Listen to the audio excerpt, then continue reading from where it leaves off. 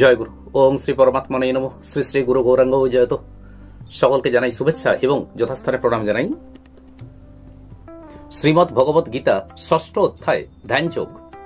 অর্জুন শ্রী ভগবানের কাছে জানতে চেয়েছিলেন যে ধ্যানযোগী যদি অন্তিমকালে যোগভ্রষ্ট হন তখন তার কি গতি হয়। এখন এই যে যোগভ্রষ্ট যোগী, তো যোগভ্রষ্ট যোগী কাকে বলে, অর্থাৎ যোগভ্রষ্ট যোগী ব্যাপারটি কি, আজ এ নিয়েই পাঠ ও আলোচনা করব। এক কথায় বলা যায়, বহু বিশিষ্টতা সম্পন্ন ব্যক্তি হলেন যোগভ্রষ্ট ব্যক্তি। এই যোগভ্রষ্ট ব্যক্তির বৈশিষ্ট্য কি? শত সহস্র মানুষের মধ্যে হয়তো একজন সিদ্ধি প্রাপ্তির জন্য চেষ্টা করেন। এই যে সিদ্ধি প্রাপ্তির জন্য চেষ্টা করেন, এইরূপ ব্যক্তিকেই বলা হয় যোগভ্রষ্ট ব্যক্তি। যিনি যোগ অভ্যাস করেন, অর্থাৎ যোগাভ্যাসকারী ব্যক্তির অত্যন্ত মহিমা আছে। যিনি যোগ জিজ্ঞাসু ব্যক্তি, তিনিও শব্দ ব্রহ্ম অতিক্রম করতে পারেন, অর্থাৎ ঊর্ধ্বতর ব্রহ্ম লোকের প্রতিও সেই যোগ জিজ্ঞাসু ব্যক্তির মনে অনীহা আছে। কারণ একজন যোগ জিজ্ঞাসু ব্যক্তি জানেন যে সমস্ত লোকই, অর্থাৎ সমস্ত লোকই ব্রহ্মলোক পর্যন্ত সমস্ত লোকই পুনরাবর্তনকারী। কারণ এই প্রকার লোকে যাবার পর পুনরায় এই পৃথিবীতেই ফিরে আসতে হয়। কিন্তু যিনি যোগী, তিনি তো আর পুনরাগমন চান না। তাই যোগ জিজ্ঞাসু ব্যক্তির যদি এত মহিমা থাকে, তাহলে যোগভ্রষ্ট ব্যক্তির মহিমার কথা তো বলারই নেই। এখন এই যোগ জিজ্ঞাসু ব্যক্তি কাকে বলে? যোগ জিজ্ঞাসু ব্যক্তি তাকেই বলা হয় যিনি ভোগ এবং সম্পদ সংগ্রহকে বেশি গুরুত্ব দেন না, পরিবর্তে তিনি যোগকেই বেশি গুরুত্ব দেন। অর্থাৎ ভোগ এবং সংগ্রহের আকাঙ্ক্ষা তার মন থেকে দূর হয়নি, এটিও ঠিক, কিন্তু তিনি যোগকেই বেশি গুরুত্ব দিয়ে থাকেন। তাই তাকে বলা হয় যোগ জিজ্ঞাসু। কাজেই যিনি যোগ জিজ্ঞাসু, তিনি যদি ব্রহ্মলোক পর্যন্ত যেতে পারেন, অর্থাৎ শব্দ ব্রহ্মকে অতিক্রম করতে পারেন, তাহলে যিনি যোগভ্রষ্ট তার মহিমার কথা, তার যে অনন্ত মহিমা আছে সে সম্পর্কে আর বলার অবকাশই নেই। কারণ যোগভ্রষ্ট ব্যক্তির উদ্দেশ্য ছিল যোগ প্রাপ্তি, কিন্তু যোগ প্রাপ্তি তার হয়নি, তাই তিনি যোগভ্রষ্ট হয়েছেন। যোগভ্রষ্ট ব্যক্তির মাহাত্ম্য হল যোগের, যোগ থেকে ভ্রষ্ট হওয়ার নয়। যেমন সাধারণ একটি উদাহরণের সাহায্যেই এটি বোঝা যাবে যে কোনো একজন ছাত্র, সে হয়তো উচ্চ মাধ্যমিক পরীক্ষায় পাশ করতে পারল না, অর্থাৎ উচ্চ মাধ্যমিক পরীক্ষায় ব্যর্থ হলো।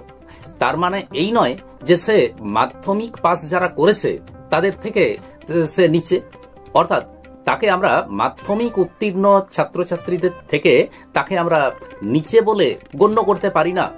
কারণ সে মাধ্যমিক উত্তীর্ণ হওয়ার পর উচ্চ মাধ্যমিক পরীক্ষায় সে অনুত্তীর্ণ হয়েছে।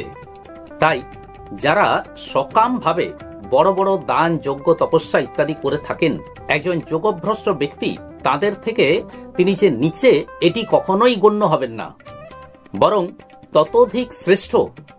ততোধিক শ্রেষ্ঠ বলেই তিনি বিবেচ্য হবেন। কারণ তার উদ্দেশ্য হল সমতা বা যোগ প্রাপ্তি।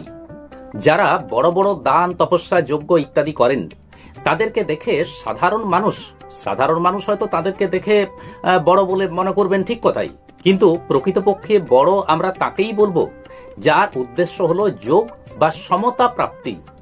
এই সমতা প্রাপ্তি যার উদ্দেশ্য থাকে, তিনি শব্দ ব্রহ্মকেও অতিক্রম করতে পারেন।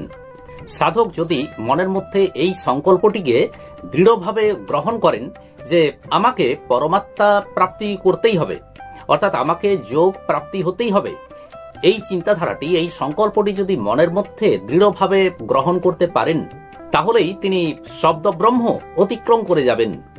এবার এমনটা হতে পারে যে সাধক যদি যোগের প্রারম্ভে সমতা প্রাপ্ত নাও করতে পারেন, তাহলেও তাকে একটি চিন্তা রাখতে হবে যে আমাকে যে কোনো উপায়ে কোনো না কোনো দিন যোগ প্রাপ্তি করতেই হবে। এ সম্পর্কে শ্রী তুলসীদাস গোস্বামী তার শ্রী রামচরিত মানস গ্রন্থে লিখেছেন, মতি অতি নীচ উঁচি রুচি আছি, চহিয় অমিয় জগ জুরইন চাছি। অর্থাৎ সাধক যেমনই হন না কেন, তার রুচি বা উদ্দেশ্য যেন সর্বদা উচ্চ হয়। এই যোগ প্রাপ্তির ব্যাপারে সাধকের ইচ্ছা যত দৃঢ় হবে, যত প্রখর হবে, তার উদ্দেশ্য তত তাড়াতাড়ি পূর্ণ হবে।